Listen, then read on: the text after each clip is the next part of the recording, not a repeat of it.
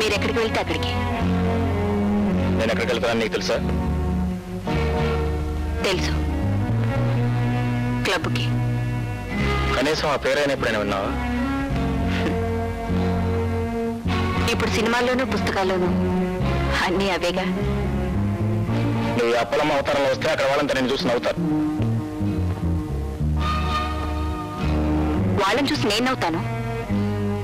లోకల పుణ్యం అంటూ ఖరీదని చెరకట్టగానే చాలదు, క్లబ్లో పాటించాల్సిన పద్ధతులు కొన్ని ఉంటాయి. నేర్చుకుంటాను. మీరు మటుకు పుడితేనే నేర్చుకోలేదుగా. అక్కడ నా స్నేహితులు చాలా మంది ఉంటారు.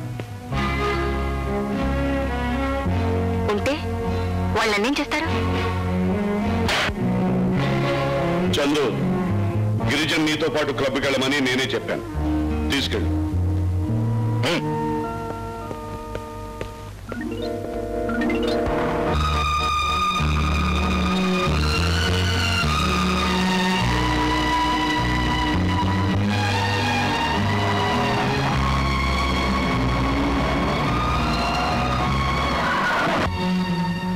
గిరిజ, నీకు పుణ్యం ఉంటుంది, నన్ను వదిలేయకూడదు. ఇప్పుడు మిమ్మల్ని నేను పట్టుకుని బాధించానా వదిలేయడానికి? నవ్వులాట కాదు, నేను సీరియస్గా చెప్తున్నాను. నేను సీరియస్గానే చెప్తున్నాను. గిరిజ, నాకు ఈ పెళ్లి ఇష్టం లేదని కేవలం మా తాతయ్య పోరు పడలేకే నేను ఈ పెళ్లి చేసుకున్నా నీకు ఆనాడే చెప్పాను. ఏనాడు? పెళ్ళైన మొదటి రాత్రి. That's too late. పెళ్లికి ముందే చెప్పుండాల్సిందే. ఆ పెళ్లి కూతురు నువ్వే అని మా తాతయ్య నాకు ముందుగా చెప్పలేదు. అది నా తప్పు కాదు.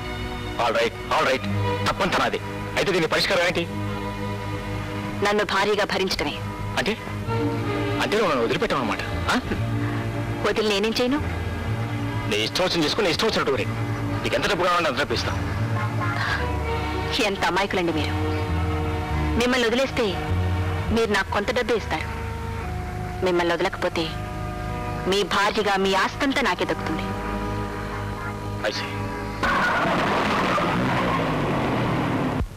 ఈ మధ్య చందు గారు కనబట్టలేదు, మనకు మందు లేదు, పిచ్చిక్కినట్టుందిరా బాబు.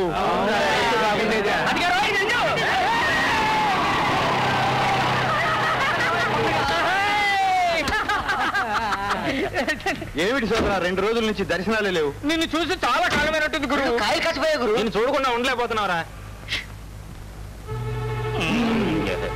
నమస్కారం వదిన గారు. నమస్కారం గిరిజి గారు. నమస్కారం బాబే. నమస్కారం. అందరూ బాగున్నారా? బాగున్నాం. అవును, ఎప్పుడు మీ ఫ్రెండ్ ని క్లబ్ లో కలుసుకోవడమే గాని మీరే మా ఇంటికి ఎందుకు రాకూడదు? మరే పిలవాలే గాని చిటికేస్తే కాకుల్లో వాళ్తాం. ఇంటికి రావాలంటే భయం అండి, తాతయ్య గారు ఉంటారు. ఇప్పుడు భయం లేదురా, ఇప్పుడు పెత్తనం అంతా వదిలి గారిదే. అవునవును, కుదిరి గారు ఎంత చెప్తే తాతయ్య గారు అంతా. అవును, వీడేడి? అరే, అక్కడ నిలబడిపోయారే, రండి. కార్ పార్క్ చేసి పెట్టు. అలాగే సార్.